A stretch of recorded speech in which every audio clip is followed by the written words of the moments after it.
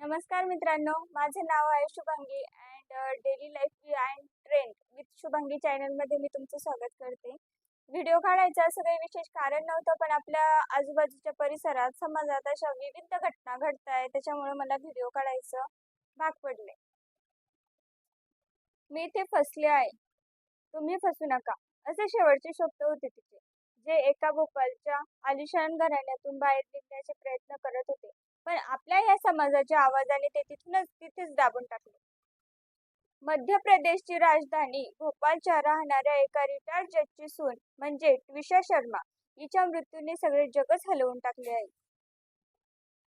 तर या गोष्टीमध्ये विलन फक्त सासरचे नाही, तर या गोष्टीमध्ये सगळ्यात मोठा विलन म्हणजे हा आपला समाज आहे. ज्या समाजाच्या भीतीमुळे आई वडील ट्विशाला घरी घेऊन जाऊ नाही शकले. ते काय आहे? 12 मे रोजी ट्विशाचं शरीर हे मृत अवस्थेत मिळालं. त्यामुळे हे सगळ्या जगाला एक प्रकारचा धक्काच बसला. सगळ्यांना एका प्रकारचा हा धक्काच बसलाय. सासरे रिटायर्ड जज आहे. पोलिसांनी खुलाशासाठी SIT म्हणजेच स्पेशल इन्व्हेस्टिगेशन टीम पाठवली. तर त्या खुलाशामध्ये जे काही आढळून आले ते सगळ्यांसमोर आले, तर सगळेच लोक दंग राहिले ते ऐकून. एकीकडे माहेरचे लोक सासरच्या लोकांवर दोषांचे आरोप लावत आहेत, तर दुसरीकडे बेशर्मी लोकांची बेशर्मी तर बघा. कोर्टामध्ये जमानतची अर्जी लावताना सासू गिरीवाला यांनी ट्विशावर आरोप केला की ती परिवारामध्ये ऍडजस्ट होत नाही. वारे जमाना अगोदर एका मुलीचा खून केला आणि नंतर तिच्या चारित्र्यावर शिंतोडे उडवत आहे. सरळ शब्दात म्हणजे हे कटू आहे, पण सत्य आहे. ट्विशाच्या मृत्यूमध्ये जितका घाणेरड्या सासरच्या लोकांचा हात होता, तितकेच जबाबदार तिच्या माहेरचे सुद्धा आहे.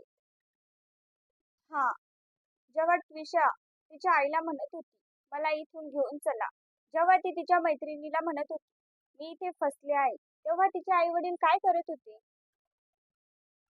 ते कॅलेंडरवर दिवस मोजत होते का ते त्या दिवसाची वाट बघत होते की ज्या दिवशी ट्विशा मरेल त्या दिवशी आम्ही तिथे रडण्यासाठी जाऊ? शेवटी का आई वडील आपल्या मुलींना या नरकातून बाहेर काढू शकत नाही? फक्त याच्यासाठी समाजात बदनामी होईल का याच्यासाठी की खानदानात आपली नाक कटेल? मला एक सांगा, ज्या समाजाच्या भीतीने तुम्ही तुमच्या मुलीला ठेवता, का तोच समाज तुमच्या मुलीला परत वापस आणू शकेल? नाही ना. मग जो समाज तुमच्या मुलीच्या डायव्होर्ससाठी ताने मारेल, नंतर तोच समाज तुमच्या मुलीच्या मृत्यूच्या बातमीनंतर फक्त तमाशा बघतो. काय करतोय? फक्त तमाशा बघतो. नंतर काही दिवसानंतर सगळेच लोक विसरून जातात. 4 लोकांच्या छोट्या छोट्या गोष्टी ह्या आपल्या पोटच्या मुलीपेक्षा जास्त मौल्यवान होत्या का? मी आज प्रत्येक त्या आई वडिलांना हात जोडून विनंती करते, जो भी माझा हा व्हिडिओ आज बघत असेल त्यांना मी सांगते की तुम्ही तुमच्या मुलींना ऍडजस्ट करणं शिकवणं बंद करा. जर तुमची मुलगी तुम्हाला येऊन सांगते की ती खुश नाही, तिच्यावर अत्याचार होतोय, तर ह्या जगाची पर्वा न करता तिच्याकडे जा आणि तिचा हात धरून तिला वापस घेऊन या. तिच्या अर्थीला कांदा दिल्यापेक्षा तिचा हात धरून तिला वापस घरी आणणं हे कधीही चांगलं. समाजाच्या बदनामीचा डाग धुवू शकतो, पण मुलीच्या मृत्यूचा पस्तावा हा तुम्हाला तुमच्या मनाला आयुष्यभर जाळत राहील साहेब. ट्विशाच्या आई वडिलांनी तिला समजून घेतलं असतं. त्यांची मुलगी खूप वेदनांमध्ये आहे, तर हा हादसा आज झालाच नसता. मुलीचं लग्न लावून देणं, त्यांच्या हुंड्याच्या अपेक्षा पूर्ण करणं हेच आई वडिलांचं काम नसतं.